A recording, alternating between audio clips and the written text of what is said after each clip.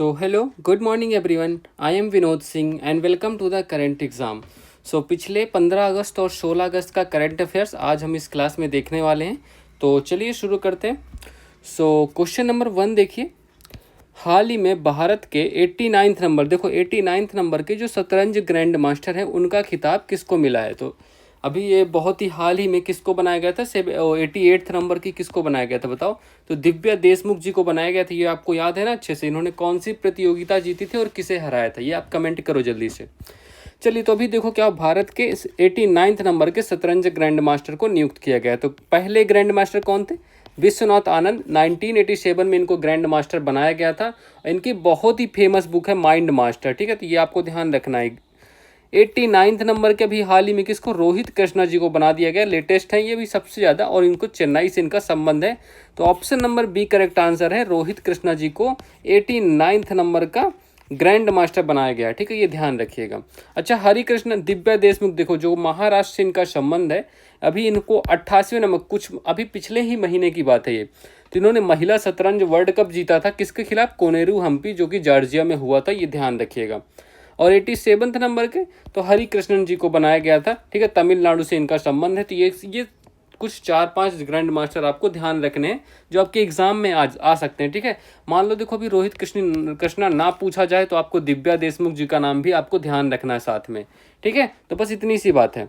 तो चलिए, अच्छा चेस की कुछ टर्मिनोलॉजी या जिसको आप शब्दावली कहते हो जो एग्जाम में पूछा जाता है. एक तो रूक होता है, इसी संबंधित. रूक मतलब क्या होता है? हाथी, जिसको आप हाथी कहते हो, है ना. तो ये जो भाई साहब बैठे हुए हाथी.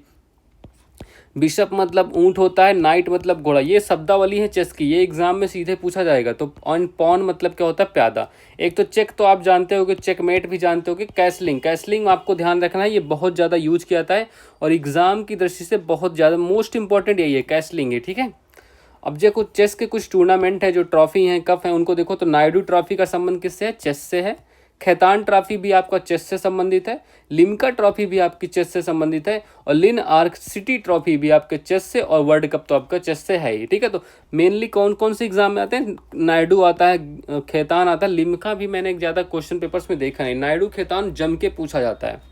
ठीक है, तो option number B correct answer हो गया आपका रोहित कृष्णा जी. ठीक है, अब इस क्लास में आपका कोई भी रिवीजन का क्वेश्चन नहीं होने वाला, क्योंकि पिछले टाइम पे 1-2 दिन से कुछ क्लास नहीं हुई थी. ठीक है, तो इन्हीं छुट्टियों की वजह से तो उन सबको कवर करना है. तो आपको क्विक फैक्ट्स में भी नए क्वेश्चन ही हैं, तो इनको भी नोट्स में आपको ऐड करना है.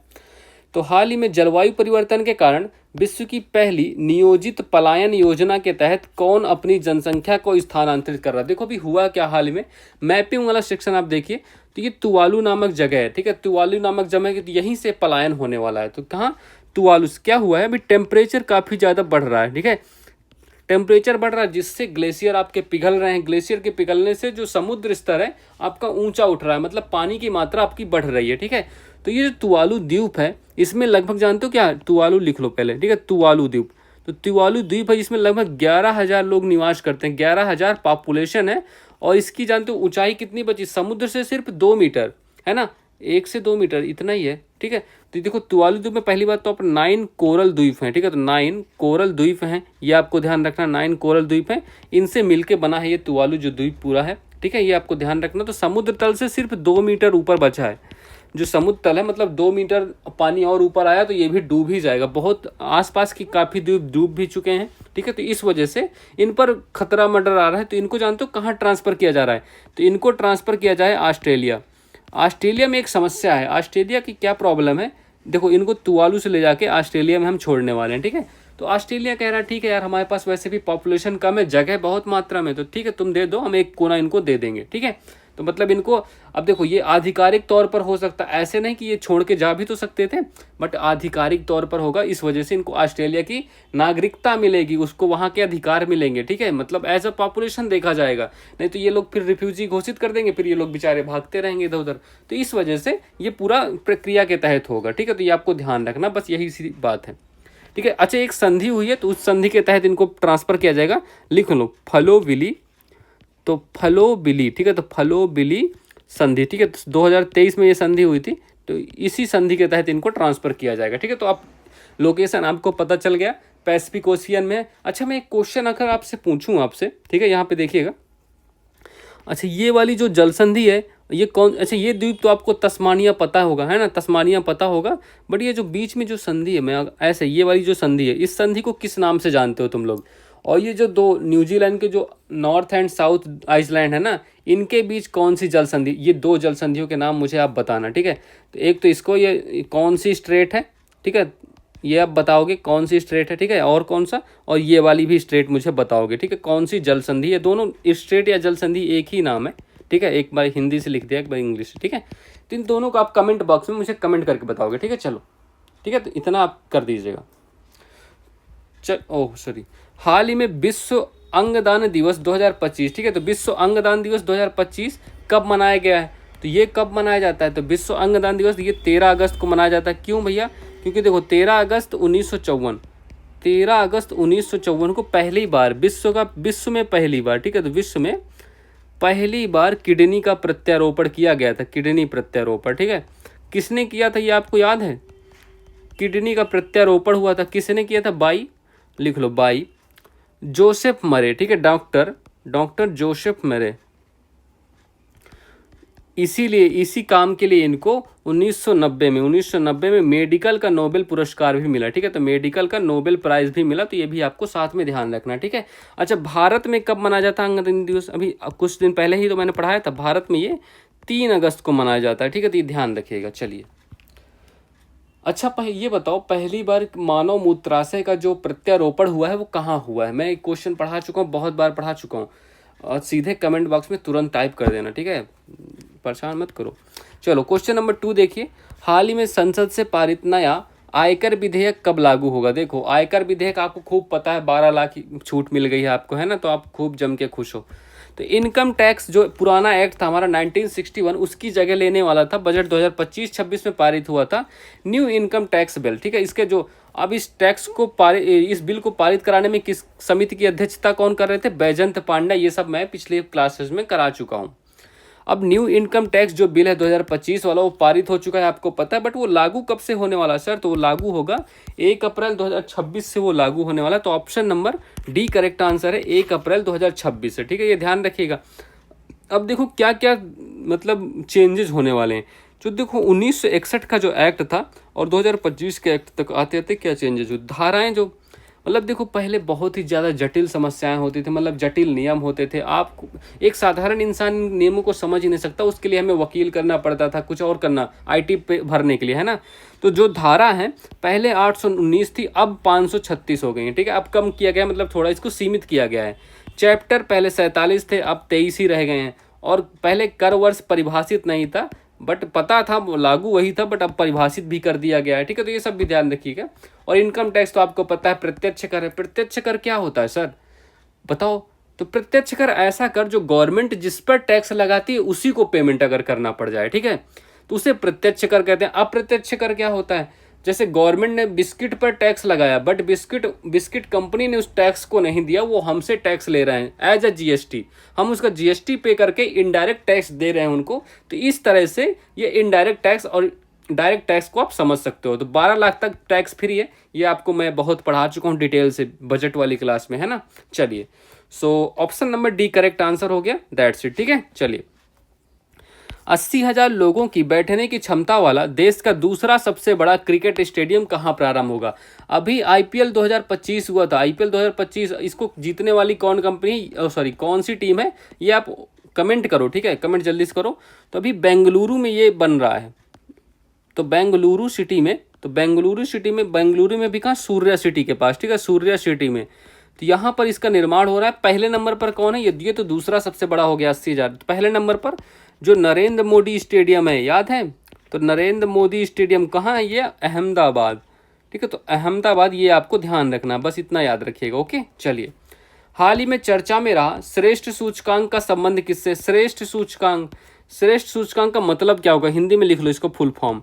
तो राज्य स्वास्थ्य नियामक, ठीक है, तो राज्य स्वास्थ्य नियामक, बताओ, तो राज्य स्वास्थ्य नियामक उत्कृष्टता सूचकांक, ठीक है, तो उत्कृष्टता सूचकांक, ये इसका फुल फॉर्म हो गया, ठीक है, तो ये ध्यान रखिएगा, ठीक है। चलो, अब ये किस लिए, इसका संबंध किससे? तो ये दवा की गुणवत्ता, जो आपकी दवाएं होती है, मेडिसिन होती है, दवा की गुणवत्ता की चेक करेगा, ठीक है, गुणवत्ता गुणवत्ता चेकिंग करने वाला है, ठीक है, तो ये आपको ध्यान रखना है। चलो क्वेश्चन नंबर 3 देखिए, हाल ही में पहला एकीकृत बहुराज्यीय मॉक ड्रिल अभ्यास सुरक्षा चक्र का आयोजन कहाँ हुआ? तो सुरक्षा चक्र का आयोजन कहाँ हुआ भैया बताओ? तो इसका आयोजन देखो सुरक्षा चक्र ध्यान रखिएगा, ऑपरेशन अलर्ट ध्यान रखिएगा, ऑपरेशन फॉल्कन देख रखिएगा। अब मैं तीनों आपको यहीं पर करा देता हूँ। तो सुरक्षा चक्र कहाँ? दिल्ली एनसीआर, ठीक है। दिल्ली एनसीआर का मतलब क्या होता है? दिल्ली तो है ही, साथ में उसके आसपास के जो, ठीक है, नेशनल कैपिटल रीजन जो होता है, ठीक है, तो ये आपको ध्यान रखना है। तो उसके आसपास इसमें यूपी के कुछ जैसे नोएडा वगैरह ये एनसीआर में ही आते हैं, गाजियाबाद हो गया है ना, तो ये सब एनसीआर इलाके में आते हैं। तो अब ये भारतीय सेना द्वारा सुरक्षा चक्र मॉक ड्रिल किया गया। इसका उद्देश्य क्या है? एकीकृत आपदा प्रबंधन मॉक ड्रिल, मतलब किसी आपदा के आने से पहले उस आपदा के लिए तैयार रहना, वो मॉक ड्रिल होता है। अच्छा, आपदा प्रबंधन एक्ट जो 2005 में पारित हुआ, इसके तहत हमने एनडीआरएफ की स्थापना की थी, जो कि 2006 में राष्ट्रीय आपदा प्रतिक्रिया बल के नाम से जाने जाता है। इसी की स्थापना आपदा प्रबंधन एक्ट 2005 के तहत हुई थी। ये भी ध्यान रखिएगा, इंपॉर्टेंट क्वेश्चन इसलिए यहाँ पर दिख रहा है आपको, ठीक है। चलिए, तो ये सुरक्षा चक्र के बारे में आपको सारी चीज़ें पता हो गई। ये एक प्रकार का मॉक ड्रिल था। अभी क्यों हो रहा था? क्योंकि काफ़ी ज़्यादा आपदाएं आती रहती हैं, और अभी जो उत्तराखंड में हुआ, हिमाचल में हुआ, तो उन सब को देखते हुए इन सब की चीज़ें की आवश्यकता अभी महसूस हुई।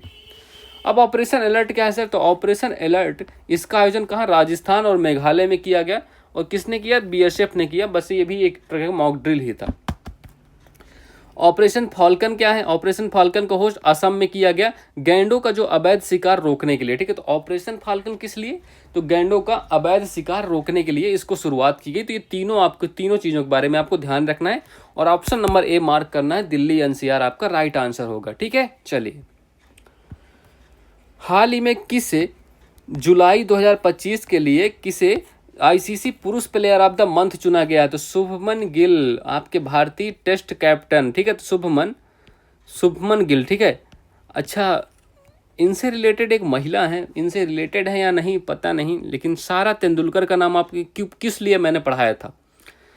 करंट अफेयर से रिलेटेड जरूर है, ठीक है। तो सारा तेंदुलकर का नाम मैंने भी पढ़ाया था। ऑस्ट्रेलिया का जो पर्यटन ब्रांड एम्बेसडर बनाया गया है इनको, ठीक है। तो पर्यटन ब्रांड एम्बेसडर बनाया गया, बताओ। चलो, हाल ही में माधुरी दीक्षित को हथकरघा उद्योग का ब्रांड एम्बेसडर नियुक्त किया गया है। माधुरी दीक्षित को किसने नियुक्त किया है बताओ फिर? तो किसने नियुक्त किया है? बोलो बोलो बोलो। तो उड़ीसा सरकार ने, ठीक है। तो उड़ीसा सरकार ने इनको नियुक्त किया है। और ये जो साड़ी पहन के जो आई है ना, इस साड़ी की भी चर्चा काफ़ी रही। ये साड़ी क्या थी? बोम्बकाई साड़ी, ठीक है। बोम्बकाई साड़ी, ये नाम लिख लेना, बोम्बकाई साड़ी, ठीक है। तो बोम्बकाई साड़ी इसका नाम है। ये रेड लाल कलर की जो साड़ी है, तो इसका भी संबंध उड़ीसा से ही है। अभी हाल ही में जोमेटो का ब्रांड एम्बेसडर किससे बनाया गया है? जोमेटो का ब्रांड एम्बेसडर, तो जोमेटो का ब्रांड एम्बेसडर भी बनाया गया है SRK, शाहरुख खान सर को बनाया गया है, ठीक है। तो ये भी आपको सब साथ में ध्यान रख के चलते हैं, ठीक है। ज़्यादा प्रेशर नहीं लेना, थोड़ा थोड़ा याद रखना है बस। क्वेश्चन नंबर 14 देखिए, 15 अगस्त 2025 को कौन सा स्वतंत्रता दिवस मनाया जाएगा? अब बताओ भाई, 78 ईयर्स पूरे हुए हैं, है ना। 78 ईयर्स पूरे। बहुत लोग कंफ्यूज होते हैं, सर 78 है, 79 है, 80 है, क्या है? 79 नंबर के इस बार हम सेलिब्रेट करने वाले हैं, क्योंकि हम पहला भी काउंट करते हैं, ठीक है। चलिए, अब इसकी थीम क्या है देखो, और सब कुछ देखते हैं। तो स्वतंत्रता दिवस 2025 15 अगस्त को भारत की स्वतंत्रता के 78 वर्ष पूरे होने का प्रतीक है, जिसमें लाल किले पर स्वतंत्रता सेनानियों, एकता, देशभक्ति और प्रगति का सम्मान किया जाएगा, ठीक है। अब इसमें देखो चीफ गेस्ट नहीं होते। अगर आप सोच रहे हो चीफ गेस्ट, कुछ गेस्ट होते हैं, चीफ गेस्ट आपके वो गणतंत्र दिवस 26 जनवरी को ही आते हैं, ठीक है। अब इसकी थीम क्या है सर? थीम है आपके नया भारत, और संकल्प क्या है? 2047 तक समृद्ध भारत, ठीक है। तो ये तो आपको पता ही होगा, ये बहुत ज़्यादा चर्चित रहा है। इस दिन क्या होता है? लाल किले पर पीएम मोदी ध्वज फहराते हैं, और इसमें इनकी सहायता कौन करने वाली है इस बार? तो रसिका शर्मा, जो कि एक फ्लाइंग ऑफिसर हैं, वो पीएम मोदी की ध्वज फहराने में सहायता करने वाली, इनका भी नाम आपको ध्यान रखना है, ठीक है। चलिए, अब देखो इसमें क्या होगा, शीर्ष 50 स्वच्छता कर्मचारियों को सम्मानित किया जाएगा, और जो गेस्ट इनवाइट होने वाले हैं तो उनका जो इनविटेशन लेटर होगा उनमें वाटर मार्क किस चीज़ का है? तो ऑपरेशन सिंदूर और चेनाब ब्रिज, जो विश्व का सबसे ऊंचा पुल बनाया है हम लोगों ने, है ना। तो ऑपरेशन सिंदूर और चेनाब ब्रिज ऐसा वाटर मार्क है, तो इसलिए इन दोनों के बारे में आपको पता होना बहुत ज़रूरी है। अब मैंने अच्छे से पढ़ाया इन दोनों को, इतना पढ़ाया है कि आपको अभी भी सारी चीज़ें दिमाग में चल रही होंगी। अब लाल किला में होता है, इसको 2007 में हम यूनेस्को वर्ल्ड हेरिटेज में हमने इसको शामिल किया था। तो ये भी आपको ध्यान रखना क्योंकि क्वेश्चन यहाँ से भी बन सकता है। ठीक है, तो 79 नंबर का इस बार है। नया भारत इसकी थीम हो गई, संकल्प समृद्ध भारत हो गया 2047 तक, ये सब चीजें आपको पता होंगी। ठीक है, चलो हाल ही में टेंडोंग लो रामफात 2025 त्योहार का आयोजन कहाँ हुआ। देखो मैं तो सही से नहीं पढ़ पाया, आप भी सही से आप पढ़ लेना। ठीक है, चलो तो ये अब इस त्योहार को कहाँ आयोजन किया गया, तो ये त्योहार आपका कहाँ बताओ, सिक्किम में। अब सिक्किम के बारे में एक क्वेश्चन मैं आपसे पूछूंगा। यहाँ देखो वैसे ट्राइब का नाम तो मैं लिख ही देता हूँ, लेप्चा ट्राइब ने इसको सेलिब्रेट किया। ठीक है, लेप्चा ट्राइब इसको सेलिब्रेट करती है। सिक्किम की जो स्थापना हुई थी किस कॉन्स्टिट्यूशनल अमेंडमेंट एक्ट से हुई थी, यूपीडब्ल्यूएससी पेट का क्वेश्चन है, स्थापना किस अमेंडमेंट एक्ट से हुई थी। ठीक है, तो ये बताना है आपको, कमेंट करके बताओ। ठीक है, चलिए हाल ही में चर्चा में रही संयुक्त अभ्यास उल्ची फ्रीडम शील्ड 2025 का संबंध किससे। देखो इसमें भारत तो शामिल है ही, साउथ में साउथ कोरिया प्लस यूएसए भी शामिल हैं। साउथ कोरिया की करेंसी बताओ, साउथ कोरिया की करेंसी बता दो भाई। और युद्ध अभ्यास किसके साथ आयोजन करते हैं, युद्ध अभ्यास जो आपका मिलिट्री एक्सरसाइज है ये हम किस देश के साथ आयोजित करते हैं, ये भी आपको बताना है। ठीक है, चलिए कुछ क्वेश्चन है आपके लिए। क्वेश्चन नंबर 5 देखिए, हाल ही में किस देश में स्थित डार्डेनेल्स जल डमरू मध्य के समुद्री यातायात को वनाग्नि के कारण अस्थायी रूप से बंद कर दिया। देखो आग लग गई, इस वजह से थोड़ा बाधित हो गया है। अब ये जो जल डमरू या जल संधि आपने देखा है ना, बहुत पढ़ाया है मैंने, आपको याद आ रहा होगा पूरा मैप। अब मैप देख के कुछ याद आ रहा है, देखो अब चलो मैप में मैं कुछ चीज़ें और भी बता देता हूँ आपको। पहले देखो तो ये हो गया आपका ब्लैक सी। ठीक है, तो ये ब्लैक सी हो गया, और ये क्या हो गया, सी ऑफ मरमरा, बहुत ही फेमस है।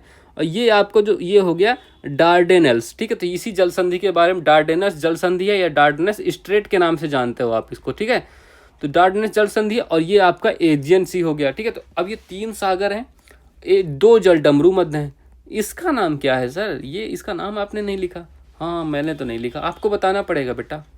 चलो ठीक है, तो इसका सोच के बताओ, तब तक हम क्वेश्चन कवर करते हैं। ठीक है, तो डार्डेनल्स स्टेट जो कि कहाँ है, तुर्की में है। तुर्की, ये देखो ये तुर्की आपका एशिया में है, ये तुर्की आपका एशिया में है। ठीक है, और ये तुर्की आपका यूरोप में, ये भी तुर्की ही है। ठीक है, तो ये मत समझना ये अलग देश है, यूरोप और एशिया के मध्य स्थित है ये जो आपका डार्डेनल्स स्टेट है। समुद्री व्यापारिक मार्ग है, बहुत ही इंपॉर्टेंट है। तो तुर्की में दावानल क्या होता है, जो जंगल की आग होती है, जंगल की आग है ना, तो जंगल की आग को एक वर्ड क्या है, दावानल। ठीक है, अब आग लग चुकी है यहाँ, इस वजह से ये संधि को अस्थायी रूप से बंद कर दिया गया, इस वजह से व्यापार थोड़ा प्रभावित हुआ है। तो बस ये सब ध्यान देना है। ठीक है, अब तो इस तुर्की के बारे में देखो, राजधानी इसकी अंकारा है, मुद्रा इसकी लीरा, इसको हम यूरोप का मरीज भी कहते हैं। अब देखो इस जल संधि के बारे में आपको बताना चाहता हूँ, तो आओ देख लेते हैं इसको। इस जल संधि का क्या नाम है, बोस्पोरस जल संधि। ठीक है, तो बोस्पोरस लिख लो यहीं पर, तो बोस्पोरस। ठीक है, तो बोस्पोरस जल संधि। ठीक है, तो बोस्पोरस जल संधि ये किसको कनेक्ट करती है, ये ब्लैक सी और मरमरा, सी ऑफ मरमरा को कनेक्ट करती है, और डार्डेनल्स सी ऑफ मरमरा और एजियन सी को कनेक्ट करता है। ठीक है, तो ये ध्यान रखिएगा बिल्कुल भी। ठीक है, इनको मत भूलिएगा, बहुत ही इंपॉर्टेंट जियोग्राफी के क्वेश्चन है, यहाँ से क्वेश्चन हमेशा बनते हैं। चलिए, हाल ही में अंतर्राष्ट्रीय खनन एवं धातु परिषद में शामिल होने वाली पहली भारतीय कंपनी कौन सी है, तो पहली भारतीय कंपनी हो गई हिंदुस्तान जिंक लिमिटेड। ठीक है, तो हिंदुस्तान जिंक लिमिटेड, बताओ भाई। अब तो हिंदुस्तान जिंक लिमिटेड हो गई ये कंपनी। इसका हेडक्वार्टर कहाँ है, इसका हेडक्वार्टर आपका उदयपुर। ठीक है, तो इसका हेडक्वार्टर आपका उदयपुर हो गया, और ये पहली कंपनी है जो इसमें शामिल हुई है। ठीक है, अब ये काम क्या करती है सर, ये काम करती है, देखो काम करती है सीसा, लिखो सीसा, चांदी और जस्ता का खनन करती, सीसा चांदी जस्ता। ठीक है, देखो ये जब मिलते हैं जिंक इन्हीं के साथ निकल आता है। अगर इन सब का हम खनन करेंगे तो जिंक अपने आप हमें प्राप्त होगा। ठीक है, तो इन सब की माइनिंग होती है यहाँ पर। ठीक है, इस कंपनी के द्वारा। ठीक है, तो ये ध्यान रखिएगा, इतना ही आपको याद रखना है। हाल ही में केंद्रीय भूजल बोर्ड की भूजल संदूषण रिपोर्ट के अनुसार सर्वाधिक नाइट्रेट संदूषण कहाँ दर्ज किया गया है, बताओ भाई। अब इसको हम और क्या किस नाम से जानते हैं, तो एनुअल, लिखो तो annual ground water quality index. ठीक है, annual ground water quality index के नाम से भी हम इसी को जानते हैं। ठीक है, तो क्वालिटी इंडेक्स। ठीक है, अब इसने क्या किया है यहाँ पर मतलब देखो नाइट्रेट संदूषण कहाँ, सब सर्वाधिक नाइट्रेट संदूषण, इसमें क्या पता चलता है, क्या क्या किसका किसका लेबल निकलता है, देखो सबके लेबल निकलेंगे, है ना। तो इसमें देखते हो एक नाइट्रेट पता, नाइट्रेट कहाँ पाया जाता है, नाइट्रेट, एक तो नाइट्रेट हो गया और फ्लोराइड हो गया, नाइट्रेट हो गया, फ्लोराइड, ठीक है, तो फ्लोराइड, ठीक है, तो फ्लोराइड हो गया, और कौन सा, आर्सेनिक हो गया।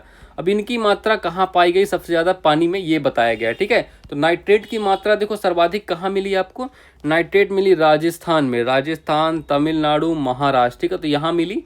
और फ्लोराइड कहाँ कहाँ मिला, ये भी राजस्थान, हरियाणा, कर्नाटक, ठीक है, तो हरियाणा, कर्नाटक, यहाँ ये आपका फ्लोराइड मिला। आर्सेनिक कहाँ मिला, तो गंगा ब्रह्मपुत्र वाला जो स्थान है ना, तो यूपी हो गया, बिहार हो गया, असम हो गया, तो यहाँ पर आपको आर्सेनिक भी मिला। अच्छा हाँ, यूरेनियम भी लिख लो, तो यूरेनियम कहाँ के पानी में मिला, तो यूरेनियम भी मिला आपका राजस्थान, राजस्थान में 42%, और कौन सा है, पंजाब में 30%, ठीक है। तो ये भी आपकी कुछ डाटा है, आपको ध्यान रखना है, ठीक है। तो राजस्थान हर जगह कॉमन है, तो राजस्थान आपको ध्यान रखना है, थोड़ा राजस्थान वालों याद कर लेना तुम लोग। क्वेश्चन नंबर 6 देखिए, हाल ही में ग्रेट बैरियर रीफ प्रवाल भित्तियों में रिकॉर्ड स्तर पर विरंजन हुआ है। तो ग्रेट बैरियर रीफ कहाँ स्थित है, ग्रेट बैरियर रीफ का आपने नाम सुना है ना, तो देखो ग्रेट बैरियर रीफ आपका कहाँ, इसको हम महान प्रवाल भित्ति भी कहते हैं। ये कहाँ स्थित है, ऑस्ट्रेलिया का जो पूर्वी तट है, ये इलाका देखो, ये पूर्वी तट वाला जो इलाका है यहाँ पर स्थित है।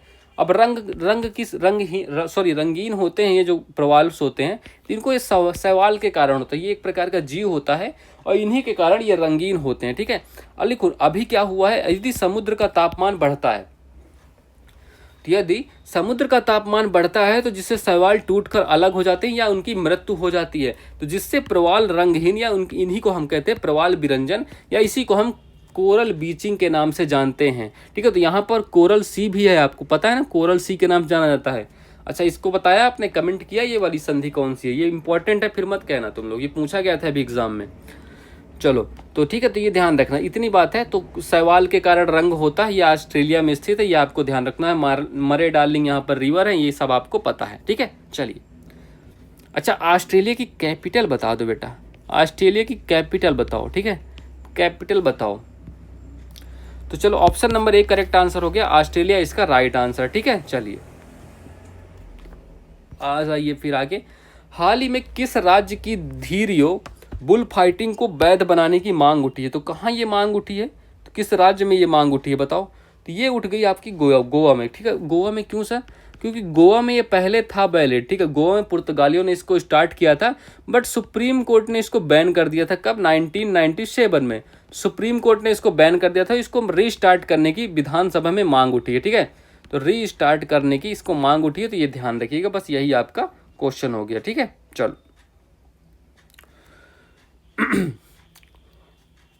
हाल ही में बुजुर्गों और दिव्यांगों को राशन सामग्री उनके घर पहुंचाने के लिए मुख्यमंत्री थाय मनोवर योजना किसने स्टार्ट की है, तो मुख्यमंत्री थाय मनोवर योजना किसने स्टार्ट किया है, तो ये स्टार्ट करने वाला बताओ कौन हो गया, तो ये स्टार्ट करने वाला हो गया आपका तमिलनाडु, ठीक है। तमिलनाडु में कौन है सीएम, स्टालिन साहब, ठीक है। तो इन्होंने इसको स्टार्ट कर दिया, ठीक है, ये ध्यान रखिएगा, बस हो गया।